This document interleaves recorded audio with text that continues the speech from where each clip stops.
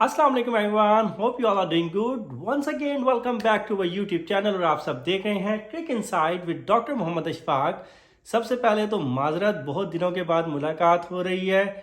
मसरूफियात थी, बहुत ज़्यादा फैमिली कमिटमेंट्स थी, इस वजह से आप लोगों से दूर रहना पड़ा। लेकिन अभी हम इस सिलसिले को दोबारा से कंटिन्यू करेंगे और नज़र डालेंगे क्रिकेट की दुनिया में क्या कुछ हो चुका है और क्या कुछ होने जा रहा है। वर्ल्ड कप से लेके अभी तक बहुत से मैचेस खेले जा चुके हैं। पाकिस्तान ने ऑस्ट्रेलिया के खिलाफ सीरीज़ खेली टेस्ट की, फिर इंडिया ने खेली T20 सीरीज़ ऑस्ट्रेलिया के खिलाफ, फिर साउथ अफ्रीका के खिलाफ खेल रहे हैं। और बहुत कुछ है क्रिकेट की दुनिया में बताने के लिए, क्योंकि पाकिस्तान की टीम पहुंच चुकी है न्यूजीलैंड T20 सीरीज़ के लिए। तो आज हम बात करेंगे सबसे पहले पाकिस्तान वर्सेस ऑस्ट्रेलिया, जो कि वर्ल्ड टेस्ट चैंपियनशिप की सीरीज़ की एक कड़ी थी। और पाकिस्तान ने 3 मैचेस खेले हैं ऑस्ट्रेलिया के खिलाफ, और अफसोस के साथ कहना पड़ रहा है कि तीनों के तीनों पाकिस्तान हार गया। पर्थ, मेलबर्न और सिडनी में मैच खेले गए। तो पहले मैच पर नज़र डालते हैं पाकिस्तान ने क्या खोया और क्या पाया। तो जी, व्लॉग का स्टार्ट लेते हैं पहले टेस्ट से। पर्थ में खेला गया पाकिस्तान वर्सेस ऑस्ट्रेलिया। ये वर्ल्ड टेस्ट चैंपियनशिप की कड़ी का ही मैच था। पाकिस्तान की टीम की क़यादत इस दफ़ा कर रहे थे शान मसूद। बाबर आजम से कप्तानी उनकी तरफ ट्रांसफ़र की गई है। अच्छा स्टार्ट लिया, इतना बुरा स्टार्ट नहीं समझूंगा। मेरिट पर खिलाने की कोशिश की उन्होंने इस दफ़ा लोगों को। स्पेशली अगर सरफराज अहमद की बात की जाए तो उन्होंने कहा कि इस दफ़ा डोमेस्टिक में जिन लोगों ने परफॉर्म किया है उनको पहले मौका दिया जाएगा। तो सरफराज अहमद भी इस टीम का हिस्सा थे। मोहम्मद रिजवान को पहले टेस्ट में आराम कराया गया। टॉस जीता ऑस्ट्रेलिया ने, पहले बैटिंग का फैसला किया। पाकिस्तान की बॉलिंग कुछ इतनी अच्छी ना रही।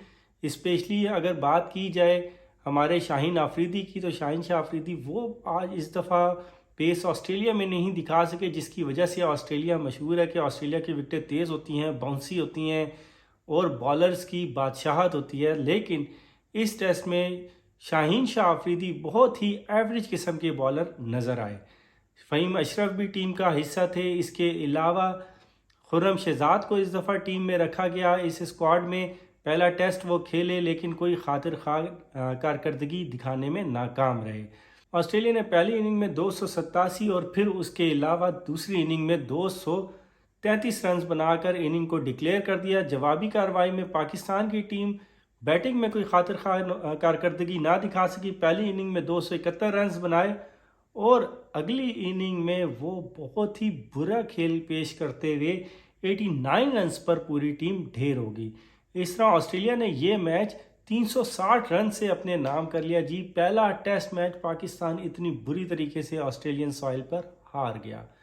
तो इस मैच के जो मैन ऑफ द मैच थे वो रहे मिचेल मार्श, जिन्होंने 90 रन्स बनाए और एक आउट भी किया। लेकिन इस मैच की ख़ास बात यह है कि आमिर जमाल, जो कि पाकिस्तान की तरफ से अपना पहला टेस्ट खेल रहे थे, डेब्यू में वो 6 विकेटें लेने में कामयाब हो गए। पाकिस्तान की टीम की कारकर्दगी अगर देखा जाए इस टेस्ट में, बैटिंग और फील्डिंग दोनों ही बहुत ज़्यादा मायूस कुन रही। दूसरे टेस्ट की बात कर लेते हैं जी। मेलबर्न में ये मैच खेला गया। पाकिस्तान ने टॉस जीतकर पहले बॉलिंग का फैसला कर लिया। समझ नहीं आई कि क्यों किया। पहले टेस्ट में उन्होंने देखा था कि चेस पे जब वो गए तो कितनी बुरी तरीके से नाकाम रहे। दूसरी इनिंग में जस्ट 80-90 रन करके आउट होगी पूरी टीम। 360 रन से हराया था ऑस्ट्रेलिया ने। लेकिन इसके बावजूद पाकिस्तान ने टॉस जीतकर पहले बॉलिंग का फैसला कर लिया। लेकिन चलें, मेरे मुताबिक पाकिस्तान की टीम को पहले बैटिंग करनी चाहिए थी, अपनी बैटिंग को कॉन्फिडेंस देना चाहिए था, जो कि पिछले फर्स्ट टेस्ट में बहुत ही कॉन्फिडेंस लूज़ कर चुकी थी। लेकिन कप्तान की मुझे समझ नहीं आई क्यों उन्होंने पहले बॉलिंग कर ली। शायद हिस्ट्री देखी ग्राउंड की और विकेट कंडीशन शायद रीड करने में सही तरह कामयाब ना हो सके। एनीवेज, ऑस्ट्रेलिया ने वही किया जिसका डर था। 318 रन पहली इनिंग में मारे और दूसरी इनिंग में 262 रन मारे। पाकिस्तान की टीम ने अच्छी फाइट की इस टेस्ट में। मैं ये नहीं कहूँगा कि पाकिस्तान बिल्कुल वन साइडेड खेला, अच्छी फाइट की। इस मैच के बारे में हमारे डायरेक्टर हफीज़ साहब कहते हैं कि इस डिफीट को वो कोई इतनी बुरी डिफीट नहीं समझते। आल्दो कि हम हार ज़रूर गए, लेकिन काफ़ी फाइटिंग गेम थी ये। पाकिस्तान ने पहली इनिंग में 264 रन बनाए और दूसरी इनिंग में 237 रन करके पाकिस्तान की टीम आउट होगी। इस तरह ये टेस्ट मैच भी ऑस्ट्रेलिया ने अपने नाम कर लिया। और इस टेस्ट के प्लेयर ऑफ द मैच रहे हरदिल अजीज़, कैप्टन पैट क्यूमन, जिन्होंने 5 आउट किए और इसके अलावा बैटिंग में भी अच्छी कारकर्दगी दिखाई। अब चलते हैं जी तीसरे टेस्ट पे, जो कि खेला गया इस साल के शुरू में। तो आपको मैं हैप्पी न्यू ईयर कहना भूल गया, तो happy new year to all, although I am very late, but अब आपको मैं विश कर रहा हूँ तो ये इट्स नॉट टू लेट। तो इस साल के शुरू में पाकिस्तान ने अपना तीसरा टेस्ट खेला जो ऑस्ट्रेलिया के ख़िलाफ़, जो कि सिडनी में खेला गया। इस दफ़ा पाकिस्तान ने टॉस जीतकर पहले बैटिंग का फ़ैसला कर लिया, जो कि मेरी नज़र में ठीक फ़ैसला था और ये काफ़ी इनके काम भी आया, क्योंकि पाकिस्तान की टीम ने पहली इनिंग में 313 रन कर डाले और क्या ही बेहतरीन इनिंग खेली। आमिर जमाल ने 82 रन की और बराबरी से साथ दिया उनका जी हमारे मोहम्मद रिजवान ने। अच्छी चेंजेस की थी कप्तान ने, क्योंकि इस मैच में शाहीन शाह अफरीदी को रेस्ट कराया गया था, वो ये मैच नहीं खेले।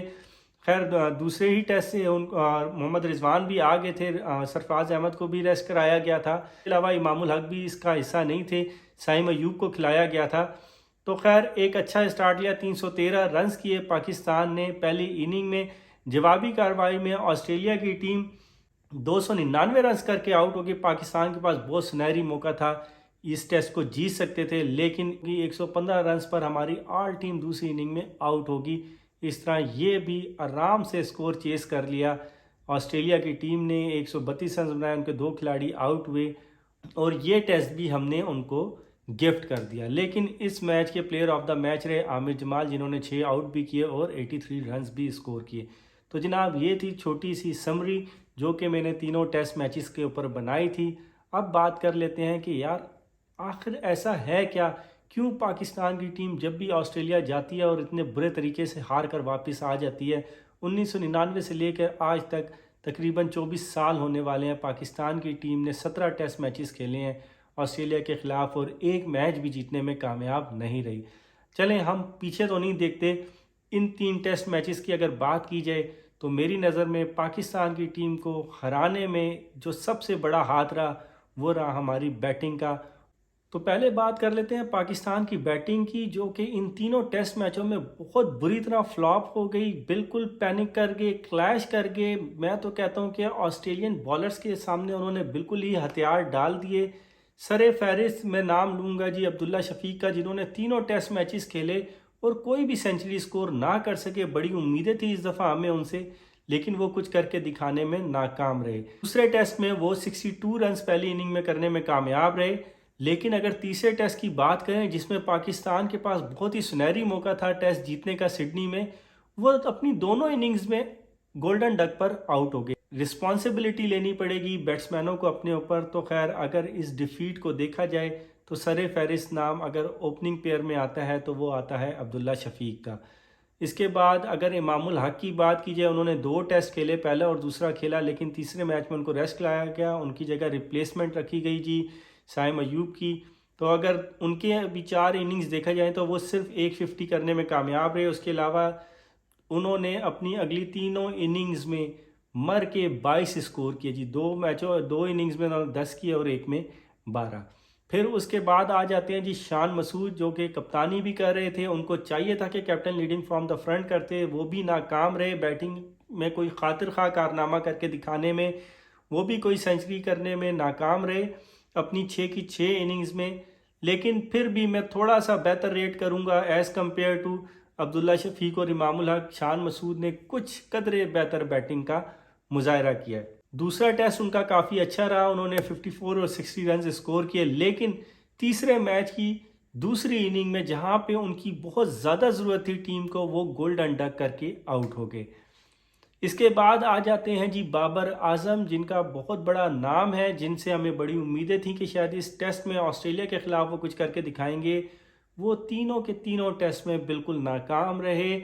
बहुत बुरी बारियां खेली उन्होंने अपनी सारी। अगर उनके स्कोर देखे जाएं तो उन्होंने एक भी टेस्ट में 50 नहीं की। जो उनका हाईएस्ट स्कोर रहा वो था 41। इसके अलावा उन्होंने 26, 23, 21 इसी तरह के स्कोर किए जो कि टीम के किसी काम ना आ सके। फिर आ जाते हैं सऊद शकील, जो कि एक लेफ्ट हैंडेड बड़े अच्छे मंजे हुए बैट्समैन माने जाते हैं। पाकिस्तान की साइड में बड़ा टैलेंटेड लड़का कहा जाता है इसको। लेकिन ऑस्ट्रेलिया में वो भी बिल्कुल अपनी टीम के लिए कुछ करके दिखाने में नाकाम रहे। वो भी कोई सेंचुरी या 50 करने में नाकाम हुए जी। उनका टॉप स्कोर रहा 28। इसके अलावा उन्होंने 2 इनिंग्स 24-24 रनों की खेली और कुछ खातिर खा करके दिखाने में नाकाम रहे। ये आप देख सकते हैं इन तमाम प्लेयर्स के रिकॉर्ड अगर पहली इनिंग में और दूसरी इनिंग में इन्होंने क्या क्या किया है। फिर उसके बाद मैं इसका शुरुआत ठहराता हूँ बैटिंग में सलमान अली आगा को, जो कि एक ऑलराउंडर कंसीडर किए जाते हैं पाकिस्तान के लाइनअप में। वो भी पाकिस्तान की टीम को सहारा देने में नाकाम रहे। उनका भी ये आप रिकॉर्ड देख लें, पहली और दूसरी इनिंग में उन्होंने क्या किया। उनका टॉप स्कोर रहा 53 और एक दूसरे टेस्ट मैच की दूसरी इनिंग में उन्होंने 150 भी स्कोर किया है, आप इसमें रिकॉर्ड में देख सकते हैं। तो पाकिस्तान की बैटिंग लाइन में अगर किसी एक टेस्ट में भी ओपनिंग पेयर हमारा अच्छा परफॉर्म कर जाता तो क्या पता हमारी बैटिंग क्लिक कर जाती। जब आप ऊपर से परफॉर्म नहीं करते तो नीचे आने वाले बैट्समैन बहुत प्रेशर में होते हैं, और ऑस्ट्रेलिया जैसी टीम के खिलाफ अगर आप इस तरह परफॉर्म करेंगे तो फिर ऑस्ट्रेलियन बॉलर्स आपको टिकने नहीं देंगे। मिचेल स्टार्क है, हेजलवुड है, फिर आपको पता है कि क्यूमन है, और इसके अलावा और बड़े बड़े नाम हैं। अगर हम रीजंस की बात करें तो इसकी 4 बड़ी रीजंस मैं आपको बता सकता हूं कि पाकिस्तान की टीम ऑस्ट्रेलिया में इतना बुरा क्यों परफॉर्म कर गई है। सबसे पहले बुरी बैटिंग, दूसरे नंबर पर मैं फील्डिंग की बात करूंगा, तीसरे नंबर पर हमारी कैप्टेंसी, कुछ हमारे डिसीजंस ऐसे रहे जिन्होंने हमें बहुत ज़्यादा हैविली कॉस्ट किया। जैसे कि दूसरे टेस्ट में जब हम टॉस जीते तो हमें बैटिंग करना चाहिए था, टीम को बैटिंग में कॉन्फिडेंस चाहिए था। बॉलिंग तो हमारी अच्छी परफॉर्म कर ही जाती है, लेकिन बैटिंग का कॉन्फिडेंस में आना, क्लिक करना बहुत ज़रूरी होता है। चेस करते हुए पाकिस्तान की टीम इतना कंफर्टेबल फील नहीं करती। अगर हम टॉस जीत गए थे दूसरे टेस्ट में तो हमें पहले बैटिंग कर लेनी चाहिए थी। टीम सिलेक्शन बहुत नाकिस रही, हमने बहुत शफलिंग की। पहले टेस्ट में हमने जो प्लेयर्स खिलाए दूसरे टेस्ट में हमने चेंज कर दिया। लाइक अगर आप देखें सरफराज अहमद, फिर खुरम शहजाद, फिर उसके बाद शाहीन शाह अफरीदी, इमामुल हक, ये सारे रिप्लेस कर दिए गए अगले मैचेस में। फिर तीसरे टेस्ट में साइम अयूब को खिलाया गया, हमने इमामुल हक को बिठा दिया। काश के अगर इमामुल हक होते तो शायद ये सिनेरियो ना होता। हमारी पहली इनिंग में साइम अयूब ने 0 स्कोर किया और अगली इनिंग में उन्होंने 33 रन स्कोर किए। मेरा ये ख्याल था कि अगर वो 2 टेस्ट मैचेस खेल के आए हैं इमामुल हक, तो तीसरे टेस्ट मैच में उनको नहीं बिठाना चाहिए था। आपने एकदम अपना ओपनिंग पेयर चेंज कर दिया, जिसकी वजह से हम अपना कॉन्फिडेंस शेक कर बैठे। तो ओपनिंग पेयर को नहीं लाना चाहिए था, नीचे बेशक आप थोड़ी बहुत शफलिंग कर देते। शाहीन शाह अफरीदी की जगह हमने साजिद खान को रिप्लेस किया। फिर इसके अलावा दूसरे टेस्ट में हमने सरफराज अहमद को रेस्ट करा के मोहम्मद रिजवान को खिलाया। तो इस तरह की जो शफलिंग होती है उसकी वजह से भी टीम कॉन्फिडेंस अपना शेक कर जाती है, और ऑस्ट्रेलियन कंडीशंस में आपको वैसे ही बहुत नपे तुले डिसीजन लेने पड़ते हैं जो कि हमने नहीं लिए। तो ये था मेरी नज़र में हमारे हारने की कुछ मोटी मोटी वजूहात। अभी पाकिस्तान की टीम पहुंच चुकी है न्यूजीलैंड। आप ये देख सकते हैं पाकिस्तान की टीम को इस दफ़ा लीड कर रहे हैं T20 में शाहीन शाह अफरीदी, और उनका साथ देंगे मोहम्मद रिजवान एज आ वाइस कैप्टन। तो शादाब खान को वाइस कैप्टनसी से भी हाथ धोने पड़ गए हैं। देखते हैं पाकिस्तान की टीम न्यूजीलैंड में कैसा परफॉर्म करती है। मुझे उम्मीद है कि इंशाल्लाह पाकिस्तान की टीम न्यूजीलैंड में बहुत अच्छा परफॉर्म करेगी और शाहीन शाह अफरीदी एक अच्छे कप्तान साबित होंगे। बाबर आजम के लिए यह है कि यार अगर आपके हाथ से कप्तानी चली गई है तो अब इस गम को साइड पे रखें और अपनी परफॉर्मेंस पर ध्यान दें। मेरा ख्याल है कि अगर बाबर आजम इस टीम में क्लिक नहीं करेंगे तो टीम परफॉर्म नहीं करेगी। हम लोग हैवीली डिपेंड करते हैं बाबर आजम के ऊपर बैटिंग में स्पेशली। तो बैटिंग में बाबर आजम को चाहिए कि अपने रिदम में वापस आ जाएं, ये उनके पास एक सुनहरा मौका है। अदरवाइज़ आगे मुझे ये लगता है कि अगर बाबर आजम इसी तरह खेलते रहे तो उनकी भी रिप्लेसमेंट हमें जल्द ही देखने को मिल जाएगी। तो आज तक के लिए इतना ही। मैं अभी अपने व्लॉग को यहाँ पे ख़त्म करता हूँ। आगे पाकिस्तान में बहुत सी क्रिकेट देखने को आ रही है, PSL स्टार्ट होने वाला है, तो इंशाल्लाह देखते हैं पाकिस्तान में क्रिकेट का मेला इस दफ़ा कैसा सजेगा। तो चलें अभी मुझे दें आप इजाज़त। इंशाल्लाह मिलेंगे अपनी T20 पाकिस्तान वर्सेस न्यूजीलैंड की सीरीज़ में और अपने एनालिसिस उसमें कंटिन्यू करते रहेंगे। आखिर में आप सबसे रिक्वेस्ट, हमारे चैनल को लाइक कर दें, सब्सक्राइब कर दें, बेल आइकन को प्रेस कर दें और प्लीज़ कमेंट्स देना मत भूलिएगा, क्योंकि आपके कमेंट्स हमें इम्प्रूव करने में बहुत काम आएंगे। तो मिलेंगे इंशाल्लाह नेक्स्ट व्लॉग में। तब तक के लिए अपना ढेर सारा ख्याल रखिएगा, हमें दुआओं में याद रखिएगा। अस्सलाम वालेकुम, हैव अ नाइस डे।